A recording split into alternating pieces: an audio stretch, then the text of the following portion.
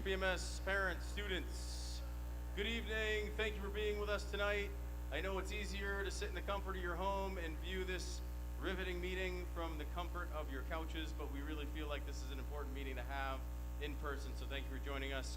If you miss anything or want to hear it again, because it's going to be so exciting, it will be on our live stream, the SAU YouTube. Right after this, Mr. Meskel, thank you for live streaming and getting this recorded and back out to parents. So I just wanted to start things off. Thank you for being here. A big shout out. I would actually like to give Mr. Richard a big hand. He is the one that leads this trip, so if we could just give him a quick hand.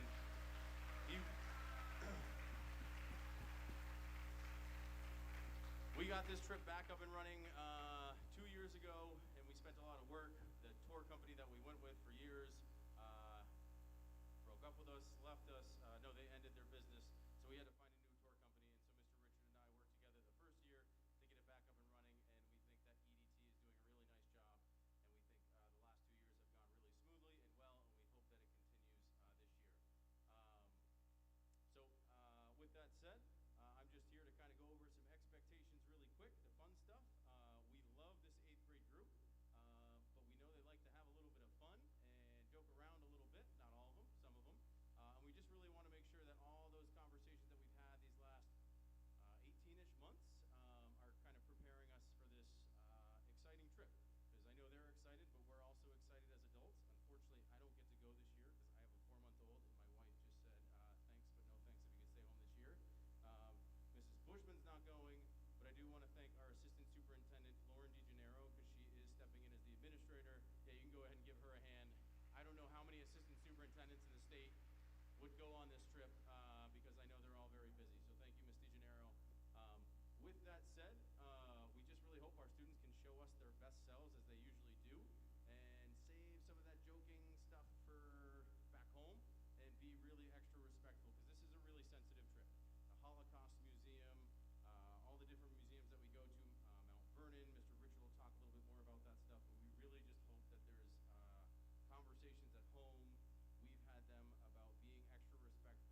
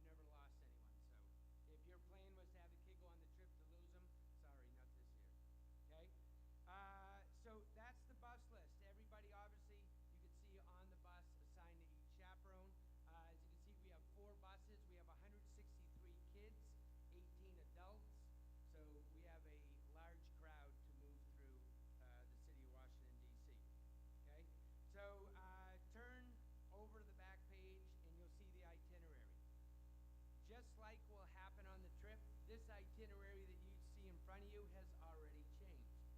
Okay? So on there it says, I believe it's day 2, we're going to the National Cathedral. We're not going to the National Cathedral. Okay? There is a memorial service that got planned when we were having our tour. So obviously a memorial service at a National Cathedral trumps Paul's Brookline Middle School. So what we did was, in its place, we threw in, as Mr. West mentioned, we put Mount Vernon in there, which is George Washington's home. It is in the same exact condition it was when he passed. It's maintained by a group of ladies who make sure that it's kept in pristine condition. You do not want to get these ladies mad, okay? Number one rule that they will say, no gum, okay? So there can be no gum.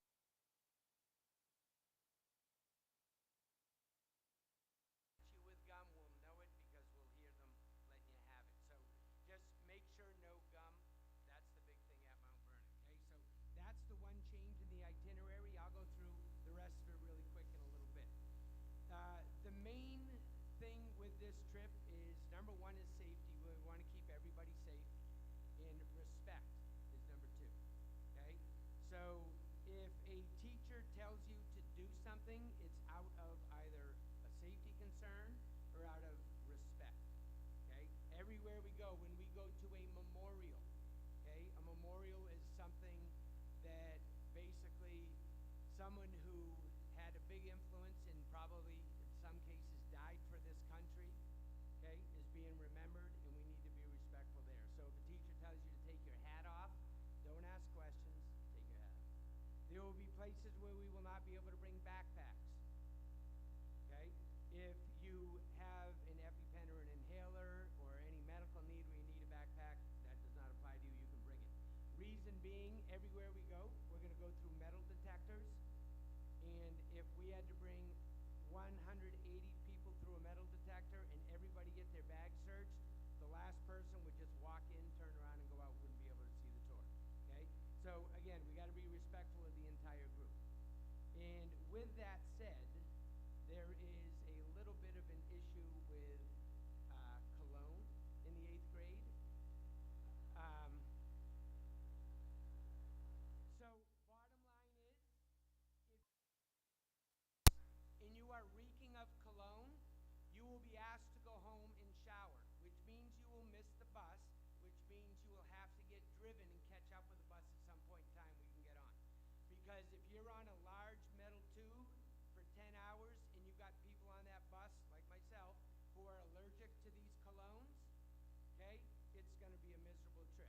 So again, we got to respect everybody else. I'm going to be honest with you, shower and deodorant does just as good a job, okay? So with that said, all right, so let's go over the itinerary. I'm just going to point out a few things. I'm going to make a mess. We leave at 6 a.m., okay, which means the bus's wheels start moving at 6 a.m.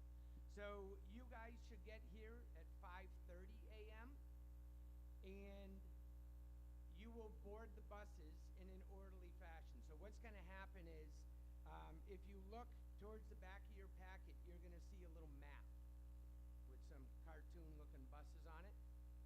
That's going to show you where all the buses are. So when you come in that day, that morning can be very hectic, and that's why we're here, to make it less hectic. That way no one gets stressed out, no one gets anxious, and so on. So bus 1 will be straight down to the end here on, what's that, Love Lane? On Love Lane. So right where the picnic tables are, there's all kinds of grass. If you're on bus 1, you can hang out there until it's time to board the bus. Bus 2 will park behind it, sort of in kind of by right field to the outfield over here. So you want to get on the grass that's adjacent to the fence. People in my math class should know what adjacent means, right? Yeah, let's hope so. All right, so you want to be on the grass. Do not be standing in the road, or the giant bus will run you over. Okay, we don't want that. So you're going to line up, single file line. You'll you'll get on the bus in an orderly fashion. Bus 3 will be down here probably by the entrance, kind of by the library, down by Miss Martin's room. Okay? Bus 4 will be sitting right out front of the office right here. Okay? Those two buses, make sure that you are on the sidewalk. Do not try to crowd. Again, we're going to get in a single file line. We're going to load from the back of the bus. You're going to come, you're going to put your baggage, your suitcase under the bus, which once your suitcase goes under the bus, you will not see it again until we get to the hotel like 9:30 at night. Okay? So what goes on the suitcase, you won't see there till later that night. If you want to take a carry-on that might have some snacks, a sweatshirt, pillow, whatever it might be, feel free to definitely do that. You can carry that onto the bus with you. Okay? But do not crowd the bus. You're going to line up single file line behind the bus. You're going to put your bag on, and then you're going to get on the bus. Once you get on the bus, you do not get back off the bus, because we take attendance, make sure we got everybody. If anybody has an EpiPen or an inhaler that needs to get carried with them, it's going to be checked by a chaperone to make sure you have it. You're physically going to have to show it. If you don't have it with you, same thing as the cologne kids, you're going to have to go home, get it, and then catch up to us. So all the bags needs to be on the bus with the bay doors closed on the bus at 5 minutes to 6. If you show up at 5 minutes to 6 and say, wait, got to put my bags on the bus, just follow us. You can meet us probably Southern Connecticut and get on then. Because we have such a tight schedule on every single day. If we're a few minutes late, it's going to back us way up. Okay? And these bus drivers can only drive so many hours in a week, in a day. So we have to make sure that we're not wasting their time by sitting there waiting for people. So we literally, when I say we leave at 6, we have to leave at 6. Okay? So let's go through this real quick. 6 o'clock, depart from Hollis. We're going to have lunch en route. So that lunch will be the last meal you have to pay for until you pretty much get home. That lunch, I would strongly recommend bringing your own lunch with you. Reason being, we will probably stop at a rest stop somewhere probably in New Jersey, that we are going to bring about 200 people into a rest stop that already has 400 people in it.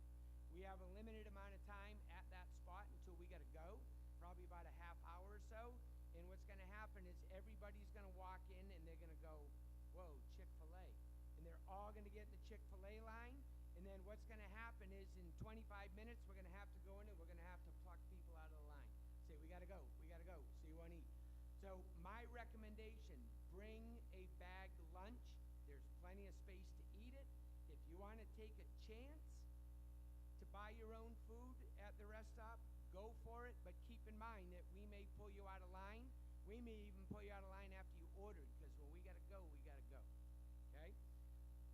So that night, dinner at the Pentagon City Mall. Our first stop, we go to the Pentagon City Mall. It's literally right across the street from the Pentagon. Huge food court. Everybody will get a food voucher, which is basically a piece of paper.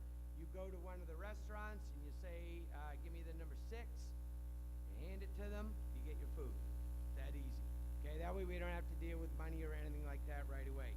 From there, we're going to go to the Air Force Memorial, if we have access to it. Last year it was kind of shut down, but we'll be able to see it anyways from the Pentagon. We'll walk across the street, see the 9/11 Memorial, which is an incredibly done memorial at the Pentagon.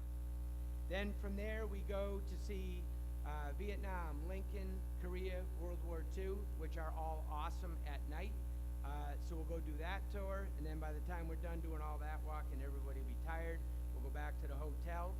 When we get back to the hotel, you're going to be let out of the bus one room at a time so we don't crowd the place. I haven't gotten the rooming list yet, exactly what room everybody's in, but usually they put us kind of up high. If we are on like the 5th or 6th floor, you're going to be carrying your bags up the stairs. If you're 8th, 9th, something like that, we'll take the elevator a few at a time. Okay? The thing is, we can't fit 200 people in an elevator, so you're going to have to carry stuff upstairs. Okay? Which should tell you when you say, how much should I pack? The question is, how much can you carry? So keep that in mind. Okay? So we check into the hotel. Every night when we check into the hotel, you literally go directly to your room. I've gotten questions. Is there a pool in the hotel? Yes. Doesn't matter. You're not going to see it. Is there a gym in the hotel? Yes. Doesn't matter. You're not going to see it. You will literally see the inside of your room and the hallway. That's it. Okay? You are not to leave your room at all. Okay? For any reason, unless there's a fire alarm, obviously. Okay? We will check once we get in. We will check, make sure everybody's situated, everybody's okay. We'll close your door. You lock up for the night. We actually put a piece of tape on the door, and that piece of tape isn't there to hold you in because it's just a piece of tape. It's to make sure that you don't have that temptation of leaving your room, going to another room, because where's Hunter's? All right, so Hunter doubted it. Hunter said, there's no way I'd be able to tape it. So we tested it, right? We were able to tape it back on. No, okay? And he's a smart guy, so if anyone would have figured it out, it was him. So please do not leave your room. When we're in the hotel, you need to be quiet. We don't rent out an entire hotel. So you need to make sure that when you're in there, you are quiet. We're not going to check to make sure you're sleeping. But I will tell you this, the kids that we had to send home last year because they were sick, my opinion, I think, I'm not a doctor, could be, but anyways, I think that what caused their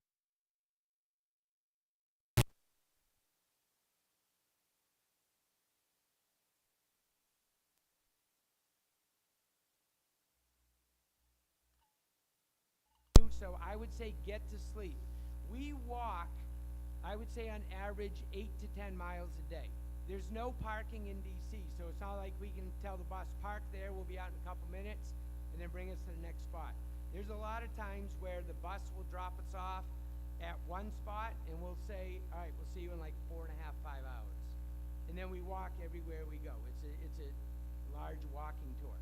So with that said, make sure you bring good shoes. Don't bring those Croc things or the little slippers. Make sure they're good quality shoes because you're going to do a lot of walking, okay? Hopefully we don't get tired, okay? So when you go to the hotel, we're going to go in, make sure you're okay. We're going to tape you in for the night. You go to sleep. If you're loud, there is security in the hallway every night that we have hired to make sure no one goes out of the room and no one goes in your room or even in our hallway. So it's going to make sure that you guys are safe the entire time. If you are too loud, security will come and wake one of us up. If I've been sleeping for a little bit, I'm not too good when I get waken up. So please be quiet. If you want to stay up for a bit, chat, do that. Just don't be loud. Don't be breaking anything. Don't be doing anything like that. Your phone that's in the hotel room, okay, it's going to look weird. It's going to have this little spiral thing coming off of the headset going. Yes, neat. But that's only to be used to call your chaperone for an emergency, okay? If your toilet clogs, if something breaks in your room, if something happens to somebody in your room, you will call your chaperone, and we're going to give you that number that night, okay? You are not calling room service because room service will not make it to you. If you call room service, you just fed the security guard in your hallway, okay? They'll eat your food. So we go to bed. Every morning we have breakfast at the hotel. We're in a large ballroom, and there is a buffet. So we'll eat at the buffet. We all eat as one huge group. And then from there we leave to tour. Day 2, if time permits, we'll do a White House photo op. We'll go in front of the White House, just take pictures. We're not going to go into the White House or anything like that. So we will go do that. We will do that at some point in time in this trip. A lot of times that just gets shuffled around because it's quick and easy. Smithsonian Museums. This is a good place to have lunch. They have some really good food courts underneath the Smithsonian Museums. So if you have food allergies or anything like that, they can meet all those needs. So you'll all be able to find something. With the lunches on day 2, 3, and 4, every kid is going to be given a debit card. Every day, $20 gets loaded on that debit card. We don't load all 60 right off the bat because they'll spend it the first day. So we load $20 a day is loaded on there. If you lose your debit card, you need to let your chaperone know right away. That way, they can replace